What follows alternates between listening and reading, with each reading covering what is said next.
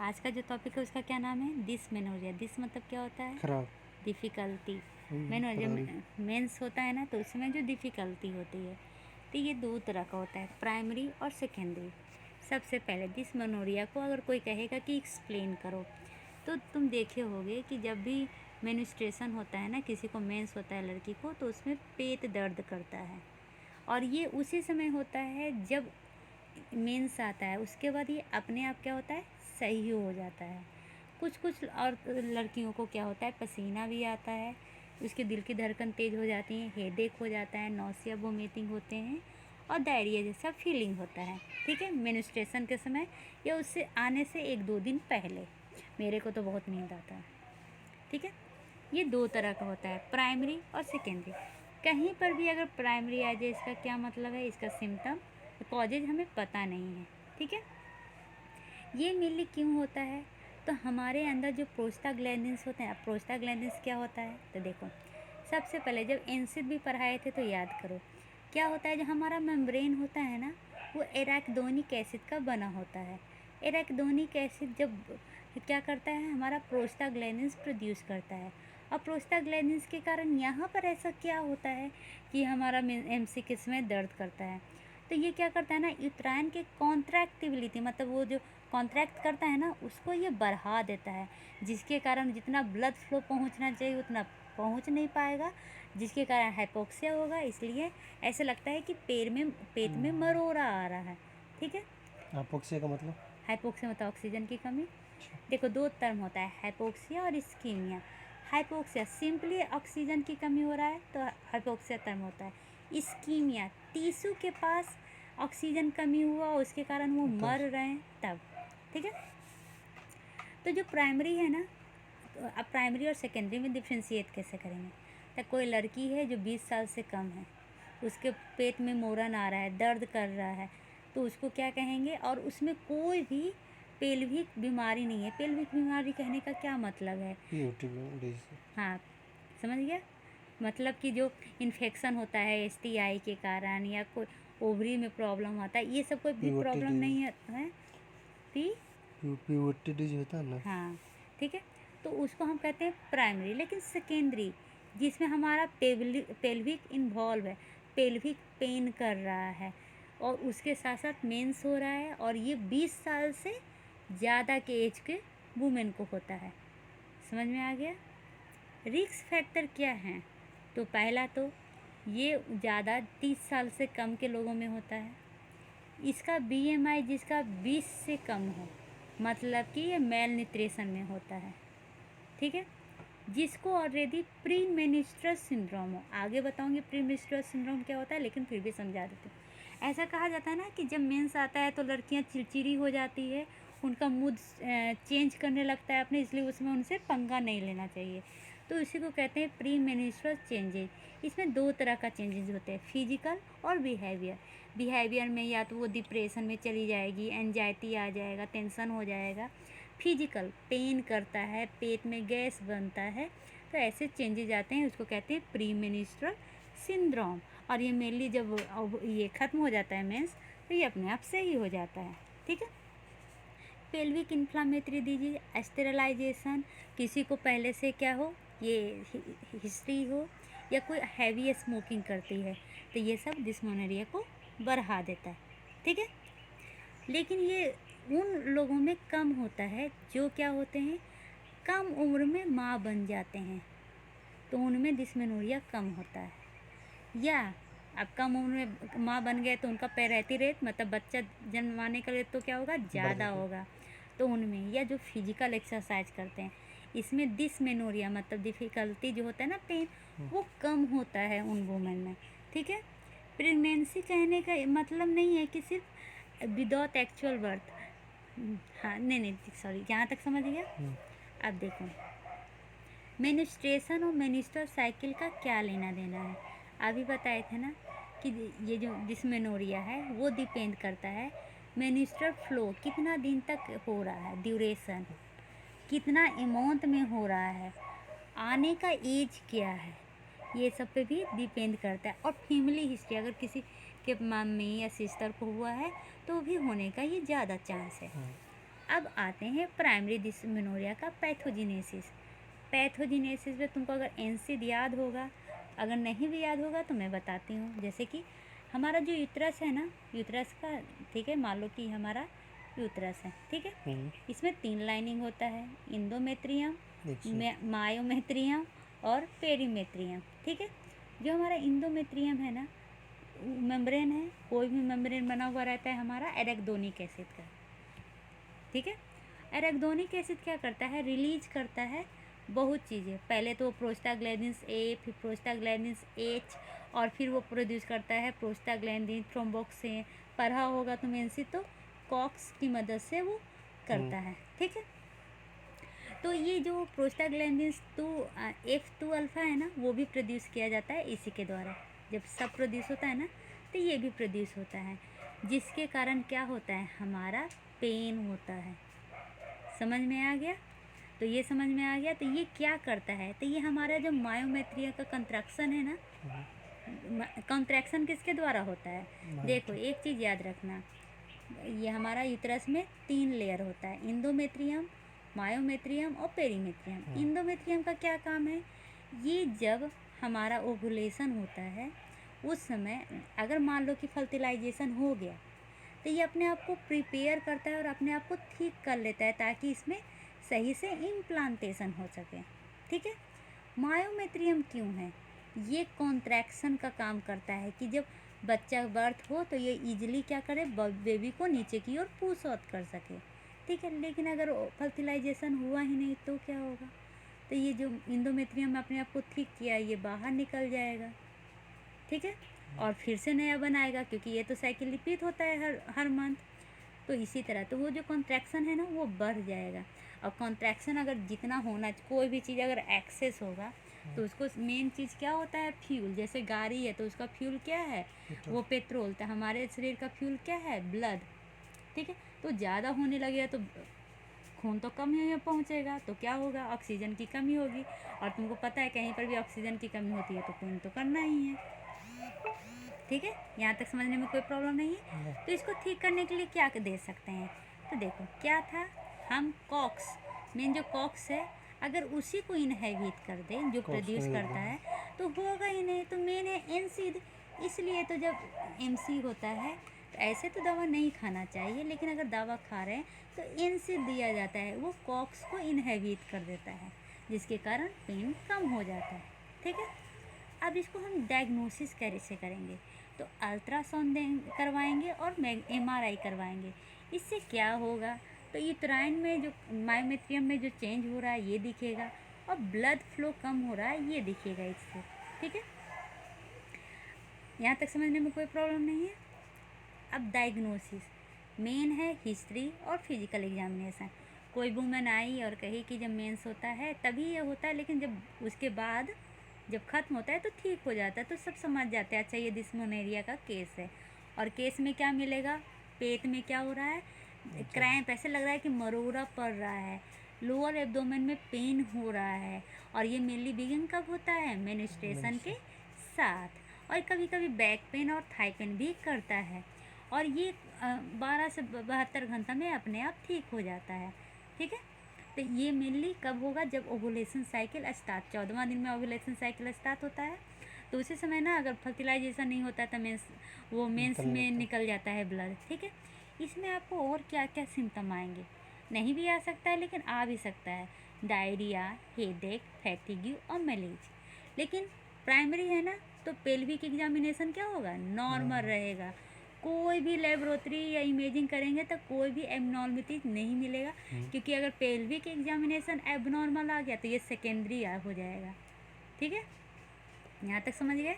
देखो यही है, सबसे पहले होता क्या है, तो जब जो हमारा एग है वो स्पर्म से नहीं मिल पाता है, तो जो हमारा कॉर्पस ल्यूटियम है वो तो रिग्रेस कर जाएगा। तो उसके कारण जो कॉर्पस ल्यूटियम का क्या काम था, प्रोजेस्टेरॉन को रिलीज करना। तो प्रोजेस्टेरॉन क्या करता है, हमारे इंडोमेट्रियम के थिकनेस को मेंटेन करता है। अब कॉर्पस ल्यूटियम रिग्रेस हो गया तो प्रोजेस्टेरॉन क्या हो जाएगा, कम हो जाएगा। तो प्रोस्टाग्लैंडिन्स क्या होंगे, बढ़ जाएंगे, क्योंकि मेम्ब्रेन है, membrane arachidonic acid, electronic acid क्या है, तो उतने बड़ा है तो प्रोस्टाग्लैंडिन्स बढ़ जाएंगे। बढ़ेगा। तो इसके कारण क्या होगा, जो मायोमेट्रियम में कॉन्ट्रैक्शन हो रहा है वो बढ़ जाएगा, तो क्या होगा, ब्लड फ्लो कम पहुंचेगा, तो क्या होगा, पेन होगा। ठीक है, यहाँ तक शॉर्ट फॉर्म में समझ गया अच्छा से। ट्रीटमेंट तो कुछ नहीं, दवा देना तो सही नहीं है क्योंकि ये तो नेचुरल प्रोसेस है। तो पेशेंट को हम बताते हैं, एडुकेट करते हैं और रीएश्योर करते हैं कि अपने आप ठीक हो जाएगा, लेकिन फिर भी कुछ वूमेन को बहुत ही ज़्यादा होती है।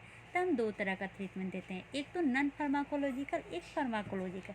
नॉन फार्माकोलॉजिकल कहने का मतलब दवा नहीं देते हैं, उसको एक्सरसाइज कहने को कहते हैं, या हीट बैग, वो एक बैग होता है जिसमें गर्म पानी डाल के पेट के ऊपर रखने के लिए कहते हैं।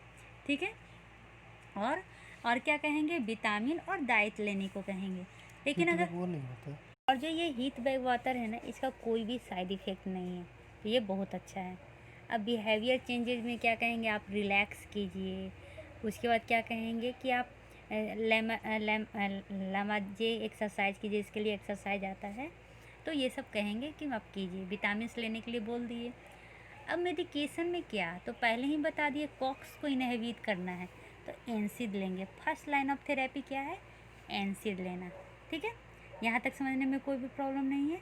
और क्या कहेंगे, कंबाइंड कॉन्ट्रासेप्टिव, क्योंकि प्रोजेस्टेरोन के कम होने के कारण हो रहा है, तो क्या कहेंगे, कंबाइंड कॉन्ट्रासेप्टिव, ईस्ट्रोजन और प्रोजेस्टेरोन दोनों को मिल के बना है, तो इसलिए ये जो है ना 90% पेशेंट में बहुत ही ज़्यादा इफ़ेक्टिव है, लेकिन सबसे ज़्यादा एनसिड। ठीक है, या तो फिर कहेंगे आप प्रोजेस्टिन अकेले ले लीजिए अगर मिक्स नहीं लेना है तो। समझ गए यहाँ तक। और क्या कहेंगे, जैसे कि उसको एंजाइटी होता है ना, तो टोकोलाइटिक लेने कहेंगे। टोकोलाइटिक क्या करता है, जो इंट्राइन कंट्रैक्ट कर रहा है ना उसको कम कर देगा। ठीक है, और अगर सर्जरी करवाना है तो आप पूरा क्या कीजिए, अपना लूना करवा लीजिए या लैप्सन करवा दीजिए। लूना क्या होता है? लूना क्या है, लेप्रोस्कोपिक यूट्राइन नर्व अब्रेशन। देखो अभी बताना भूल गई, ये जो पेन होता है तो पेन कैसे होगा, अभी पिक्चर में देख लो। नर्व होते हैं ना, नर्व लेके जाते हैं ना ऊपर तक, किसको? पेन नर्व होता है ना, तो उसको ही डिसैनिटाइज, मतलब कि उसका जो पेन जो ऊपर तक ले जाता है उसी को क्या करता है, ख़त्म कर देता है। ना नर्व ब्रेन तक ले जाएगा पेन, ना हमें पेन फील होगा। ठीक है, यहाँ तक समझ में आ गया। दूसरा क्या करता है, एलपीएसन था ना, आ गया, ज़्यादा ही नीचे आ गए।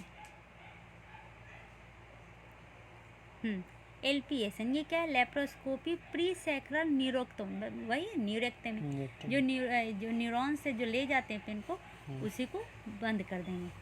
अब आते हैं सेकेंडरी मेनोरिया। सेकेंडरी मेनोरिया में बता दिए थे पेल्विक डिजीज होता है। ठीक है, इसमें एनसिड या सीज, अगर कोई पेशेंट आया, ठीक है, उसको नहीं पता है कि ये प्राइमरी है कि सेकेंडरी है, डॉक्टर को भी नहीं पता है, मान लो क्योंकि वो लड़की है जो छुपा रही है कि उसको पेल्विक डिजीज भी होया हुआ है, तो उसको डॉक्टर क्या करेगा, एनसिड देगा या ओरल कंट्रासेप्टिव देगा, और तब भी उसको ठीक नहीं हो रहा है तो डॉक्टर को समझ में आ जाएगा कि इसको क्या है, सेकेंडरी डिस्मेनोरिया है। ठीक है, मतलब कि इसको पेल्विक डिजीज होया हुआ है। समझ में आ गया। इसके बहुत सारे कॉजेज हो सकते हैं, कुछ गायनेकोलॉजिक कॉजेज हो जाएंगे, कुछ नॉन गायनेकोलॉजिक कॉजेज हो जाएंगे। तो गायनेकोलॉजिक कॉजेज है ना, जो गायनेकोलॉजिस्ट कहने के मतलब है जो मेनली गायनो से रिलेटेड है, तो उसके बारे में मैं डिस्कस करूँगी। नॉन गायनेकोलॉजिक कॉजेज सिर्फ बता देती हूँ। ठीक है, देखो सबसे पहला क्या है, सर्विकल एस्टिनोसिस। जो हमारा सर्विक्स है ना वो मेनली कैसा होता है, मान लो कि हमारा सर्विक्स है, ये यूटरस है, नीचे सर्विक्स होता है, फिर वेजाइना होता है। सर्विक्स का जो नॉर्मल साइज है, एस्टेनोसिस मतलब क्या हो जाना, नैरो हो जाता है। अब नैरो हो जाएगा तो जितना ब्लड फ्लो होना चाहिए उतना ब्लड तो फ्लो नहीं हो पाएगा। अब ये ब्लड रह जाएगा हमारा यूटरस के अंदर, तो यूटरस के अंदर अब जिसको जाना चाहिए वो नहीं जा रहा है, तो इसके कारण बीमारी होंगे ना। देखो वही है, क्या हो रहा है, नैरोइंग ऑफ सर्विकल कहना, जिसके कारण जो हमारा इंटरनल ओएस है, मेनली इंटरनल ओएस जो है वो क्या हो जाता है, उसमें स्टेनोसिस हो जाता है, जिसके कारण मेन्स्ट्रुअल फ्लो नहीं हो पाता है। अब ब्लड रह गया कहाँ पे, यूट्रस में, फैलोपियन ट्यूब में चला गया, तो उसके कारण क्या होंगे, डिजीज हो सकते हैं। तो ये जो सर्विकल स्टेनोसिस है ये कोजेनाइटल भी, बर्थ के समय भी हो सकता है, या कोई सर्विकल इंजरी के कारण भी हो सकता है, जैसे कि कोई सर्जरी करवा रहे हैं, चोट लगा है, ये सब में भी हो सकता है। तो इसमें तुमको पता कैसे चलेगा कि सर्विकल स्टेनोसिस है? जो एमसी होगा ना ब्लड, वो बहुत कम मात्रा में आएंगे, ठीक है, जितना आना चाहिए उतना नहीं। तो हमें पता कैसे चलेगा? जब हम गायनोकोलॉजी का हिस्ट्री टेकिंग लेंगे तो हम पूछेंगे कि आप कितना पैड चेंज करते हैं, क्योंकि नॉर्मल होता है ना कि अगर एमसी होता है तो हम इतना पैड कैसे चेंज चलता है? करेंगे, ठीक है, वो नहीं हो पाता है। तो अच्छा, तो मतलब कि कुछ तो गड़बड़ है कि इसको कम नहीं कर रहा है, तो यही पे देखा जाता है, ठीक है। इसमें जो क्रैम्पिंग है ना, पेट में मरोड़पन, वो बहुत ज़्यादा हो जाता है। इसमें मेरे दो टर्म तुमको देखने को मिलेगा, एक का नाम है हेमेटोमेट्रा और दूसरा का नाम है पायोमेट्रा। ये क्या होता है? अगर ब्लड यूट्रस में रह जाए तो उसको कहेंगे हेमेटोमेट्रा, और अगर अब पायो मतलब क्या होता है? पस मेनली किसके कारण होता है? इन्फेक्शन के कारण। तो अगर यूट्रस में इन्फेक्शन हो जाए इसके कारण, अब जो ब्लड निकलना चाहिए वो निकल नहीं रहा है, तो इन्फेक्शन तो होगा ही, तो उसको कहेंगे पायोमेट्रा, ठीक है। डायग्नोसिस कैसे करेंगे? तो जब हम इसमें कोई प्रोब होता है जो आराम से अंदर चला जाता है, थिन प्रोब, ठीक है, वो नहीं जा पाता है। वो भी कब? जब प्रोफरेटिव स्टेज हो मेंस्ट्रुअल साइकिल का। 3 स्टेज होता है, तो जब जो स्टार्टिंग का फेज हो ना, उसमें अंदर नहीं जा पाता है। तो अच्छा समझ जाता है कि अगर अंदर नहीं जा रहा है इसका मतलब क्या है? जो हमारा इंटरनल ओएस है वो छोटा है, ठीक है। तो अब इसको ट्रीटमेंट कैसे करेंगे? तो सबसे सिंपल है, जो हमारा सर्विक्स है वो नैरो हो गया है तो उसको डायलेट कर देंगे। कैसे करेंगे? तो सर्जरी के थ्रू, डायलेशन एंड क्यूरेटे के थ्रू, ठीक है। यहाँ तक समझ में आ गया? ये है ना, दोबारा आ सकता है, इसलिए इसको हम क्या करेंगे? बार दोबारा बार क्यों देखते आएगा? हैं। जो प्रोफरेशन हो चुका है वो दोबारा नहीं हो सकता है क्या? हो सकता है। ठीक है, क्योंकि हमारे यूट्रस में क्या है, सेल बार बार प्रोफरेट कर रहे हैं ना, जो इंडोमेट्रियम है वो बार बार बढ़ रही नहीं कि एक बार बन के ख़त्म हो जाता है, बन रहा है। हर साल बनता है ना, तो सर्विक्स के पास भी तो बन सकता है, हो सकता है ना। लेकिन अगर 3 साल तक कोई सिम्टम नहीं देखे तो कम असर रहता है, ठीक है। अब है इक्टोपिक इंडोमेट्रियल टिश्यू। इक्टोपिक, अब देखो टर्म ये बहुत ही ईजी, अगर समझ जाओगे ना तब कुछ नहीं। इंडोमेट्रियल, इंडोमेट्रियम होता क्या है? तो हमारा जो यूट्रस है सबसे अंदर वाला लाइन है। इक्टोपिक, कहीं पर भी इक्टोपिक टर्म आ जाए मतलब जो उसका लोकेशन है उससे अलग, ठीक है। अब देखो इसमें तुमको 2 चीज़ पढ़ना है, इंडोमेट्रियोसिस, एडिनोमायोसिस। अब इंडोमेट्रियोसिस, नाम में देखो क्या है? इंडोमेट्रियम। इसमें क्या होता है ना, जो हमारा यूट्रस है, ठीक है, इसका नॉर्मल 3 लेयर होता है, एंडोमेट्रियम, मायोमेट्रियम और पेरीमेट्रियम। अगर यूट्रस को छोड़ के कहीं और इंडोमेट्रियम बन जाए, जैसे कि फैलोपियन ट्यूब के बाहर, ओवरी के बाहर, या यूट्रस में ही सबसे ऊपर बाहर, मतलब यूट्रस को छोड़ के, यूट्रस के अंदर जो उसका नॉर्मल लोकेशन है उसको छोड़ के कहीं पर भी बन जाए, और सिर्फ बने नहीं, जो इंडोमेट्रियम का फंक्शन है, जैसे कि जब ओवुलेशन का टाइम है उस समय तक क्या हो जाना, इंडोमेट्रियम का थिक हो जाना। ओवुलेशन के बाद अगर फर्टिलाइज ना हो तो उसको क्या कर देना, ब्लड की तरफ बाहर निकल जाना। यही सेम केस जो बाहर में इंडोमेट्रियम बनता है वो भी करता है, तो उस बीमारी को हम कहते हैं इंडोमेट्रियोसिस। अब देखो नॉर्मल में क्या होता है, हमारा यूट्रस का जो इंडोमेट्रियम है वो तो बाहर निकल जाता है उसका ब्लड, तो उसका तो कोई प्रॉब्लम नहीं है। लेकिन मान लो कि यहाँ पर हो गया, यहाँ पर हो गया, और ये हमारा पेल्विक है, ठीक है, तो ये इसका तो ब्लड निकलने का कोई भी ऑप्शन नहीं है, ये तो अपना वो क्या होता है, सेद तो कर जाएगा, स्लप अप तो हो जाएगा, लेकिन निकलेगा नहीं। तो इसके कारण क्या होता है, पेल्विक पेन होता है, दर्द करता है, डिस्मेनोरिया, इनफेल्टाइल हो जाती है, बॉल ऑफ ब्लेडर जो मूवमेंट है वो जो सही मूवमेंट होना चाहिए वो नहीं हो पाता है, और ये क्रोनिक डिजीज़ है, ठीक है। यहाँ तक समझने में कोई प्रॉब्लम? अब देखो कभी कभी क्या होता है ना, जो सर्विक्स है उसका जो वो जो है डिस्प्लेस कर जाता है, क्यों? क्योंकि जो ब्लड जमा हो रहा है ना उसके अगल बगल, ठीक है। अब एडिनोमायोसिस, ये दुनिया में बहुत ही, अगर समझ गए ना, देखो हमारा ये यूट्रस है, इसका 3 लेयर होता है, तीनों लेयर को अलग अलग कलर से बताते हैं। ये मान लो हमारा हो गया इंडोमेट्रियम, ये हो गया हमारा, एक सेकेंड, ये हो गया हमारा मायोमेट्रियम, ये हो गया हमारा पेरीमेट्रियम, एक ही तरफ से बताती हूँ, ठीक है। अब देखो हमारा इंडोमेट्रियम अब क्या है, रहना चाहिए उसको अंदर में, लेकिन वो क्या करता है, मायोमेट्रियम में आ जाता है। तो अगर सिर्फ एक आया इस तरह नोड्यूल्स टाइप का, तो इसको कहेंगे एडिनोमायोमा।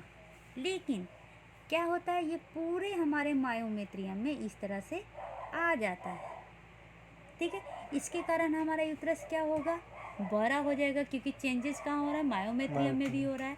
तो इसी को टर्म कहते हैं क्या, एडिनोमायोसिस। इसमें क्या है, हमारा इंडोमेट्रियम मायोमेट्रियम में चला गया है, जिसके कारण यूट्रस का साइज क्या हो गया, बड़ा हो गया। इसको भी तो एक टॉपिक ही कहेंगे, क्योंकि जो इसका साइज, जहाँ पे इसका लोकेशन होना चाहिए वहाँ पे इसका नहीं है। नहीं है।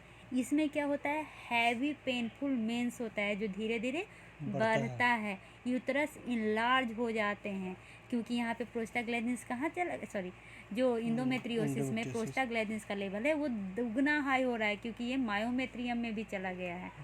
समझ में आ गया पूरी तरह। इसमें जो प्रोड्यूस होता है ना, वो 6 कीटो PGF1 एडिनोमायोसिस में ये वाला प्रोस्टाग्लैंडिन्स प्रोड्यूस होता है, ठीक है, क्योंकि मायोमेट्रियम में चला गया है ना। अब जब पेल्विक एग्जामिनेशन करेंगे तो सिंपल है, ये तो सेकेंडरी है, तो तुमको तो मिलेगा पेल्विक इन्फेक्शन, जैसे कि किसी को गोनोरिया के हो गया, जो सेक्सुअली ट्रांसमिटेड डिजीज होता है, क्लैमिडिया के कारण हो गया, या पेल्विक इन्फ्लामेशन हो गया, या पेल्विक एब्सेस हो गया है। तो ये उन लोगों में ज़्यादा होता है जिनमें जो मेनली अपेंडिसाइटिस होया है, या इंट्रा यूट्राइन डिवाइस यूज करते हैं प्रेगनेंसी को रोकने के लिए, या किन में क्या हो गया है, ब्लड कोगेशन हो गया, कॉन्जेशन मतलब क्लॉटिंग हो गया है, तो उन लोगों में ये ज़्यादा हो जाता है, ठीक है। अब एक डिजीज़ का तुमको नाम मिलेगा, अब ख़त्म हो गया प्राइमरी और सेकेंडरी, ठीक है। अब ट्रीटमेंट, तो ट्रीटमेंट जैसे कि सिम्टम, जो सिम्टम है उसको ट्रीट कर देंगे, ठीक है। अब आ गया पेल्विक कंजेशन सिंड्रोम। ये क्या है, इसका दूसरा नाम समझो तब समझ में आएगा, पेल्विक वीनस सिंड्रोम। इसमें क्या होता है ना, भेन से रिलेशन है। जो नॉर्मल भेन है वो भेन क्या हो जाएंगे, बड़े हो जाएंगे, ट्विस्ट हो जाएंगे। जैसे कि लड़के लोग में देखना, जो मोटे लोग होते हैं ना, उनका पैर देखना, उनमें भेन तुमको नज़र आएगा, बड़ा बड़ा फूला फूला, ठीक है। वैसे ही हमारा इस डिजीज में होता है, क्या हो जाता है कि उनका जो भेन है ना ओवरी में, वो क्या हो जाते हैं, बड़े हो जाते हैं, फूल जाते हैं। देखो यहाँ पे नोट्स में लिखा हुआ है, ये क्रोनिक कंडीशन है जिसमें वुमेन को क्या हो जाता है, वेरिकोज वुमेन हो जाता है। कहाँ पे, below the abdomen with in the pelvic region, ठीक है। ये वेरिकोज वेन क्या है, एक वेन है जो मिलली क्या हो जाए, फूल जाएं, ट्विस्ट हो जाएं, लंबे हो जाएं, क्योंकि इनका जो वेन का फंक्शन है वो पुअर हो जाता है। समझने में कोई प्रॉब्लम, इसका इटियोलॉजी नहीं पता चला है। फिजिकल एग्जामिनेशन तो देखेंगे कि वैसो कंजेशन हो रहा है, यूट्राइन बड़ा हो रहा है, सर्विक्स यूट्रस और एडिनेक्सा, एडिनेक्सा मतलब क्या होता है ना, एक्स्ट्रा पार्ट, वो सब में टेंडरनेस हो रहा है, ठीक है। जब पल्पेशन करेंगे ना तो टेंडरनेस होगा। डायग्नोसिस तो हिस्ट्री और फिजिकल इमेजिंग, इमेजिंग देख के करेंगे ना, वेरिकोज होया हुआ है तो पता चलेगा ना कि वेन जो है जो लॉन्ग हो गया है, ट्विस्टेड हो गया है, तो पेल्विक अल्ट्रासाउंड करवाएंगे। वेनोग्राफी, वेन का है तो वेन का ग्राफ देखेंगे, कंप्यूटेड टोमोग्राफी करवाएंगे, MRI करवाएंगे, ये सब तो ठीक हो गया। लेप्रोस्कोपी भी इसको डायग्नोसिस के लिए किया जाता है, ताकि ये रूल आउट कर सके। क्यों, कि किसी को ब्रोड लिगामेंट प्रॉब्लम भी हो सकता है, और भी प्रॉब्लम हो सकता है ना, तो लेप्रोस्कोपी क्या करता है, रूल आउट करता है कि ये जो है कौन सा बीमारी है, पेल्विक कंजेशन सिंड्रोम है या कोई और सिंड्रोम है, ठीक है। अब देखो, ये छोड़ दो, ये सब ये है जो एक्स्ट्रा जो नन गायनेकोलॉजिक डिसऑर्डर था ना, जैसे कि हाँ, जैसे कि तुम्हारा ये GIT प्रॉब्लम हो गया, इन्फ्लामेटरी बॉल सिंड्रोम हो गया, या तुम्हारा जो GI का प्रॉब्लम होगा ना, जो मेनली स्मॉल इंटेस्टाइन या लार्ज इंटेस्टाइन में होता है, उसके कारण होता है, ठीक है। अब आओ, अब 2 चीज़ और पढ़ना है, इसके बाद ये खत्म हो जाएगा।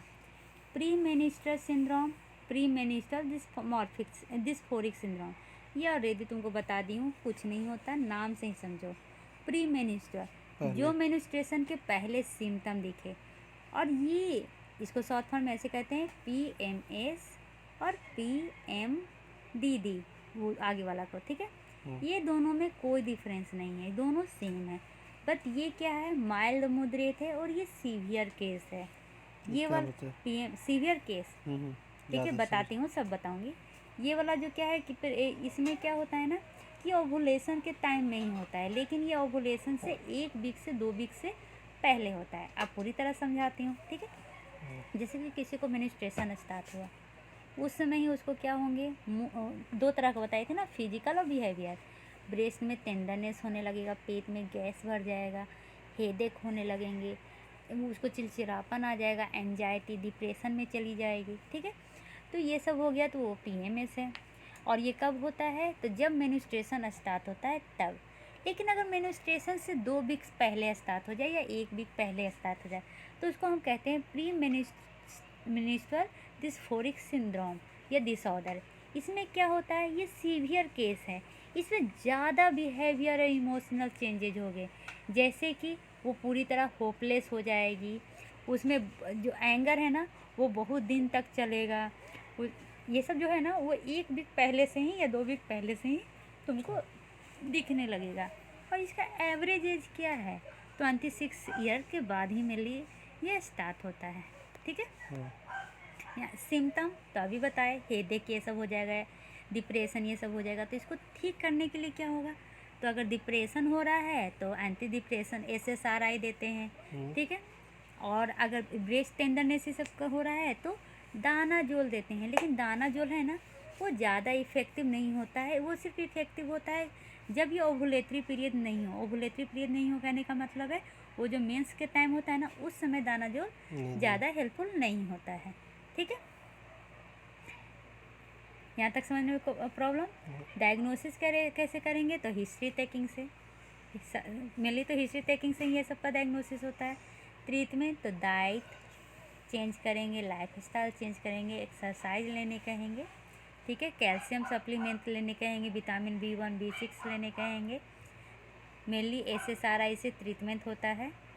तो इसके साथ ये टॉपिक ख़त्म हुआ, समझ में आ गया। Bye bye, take care, see you.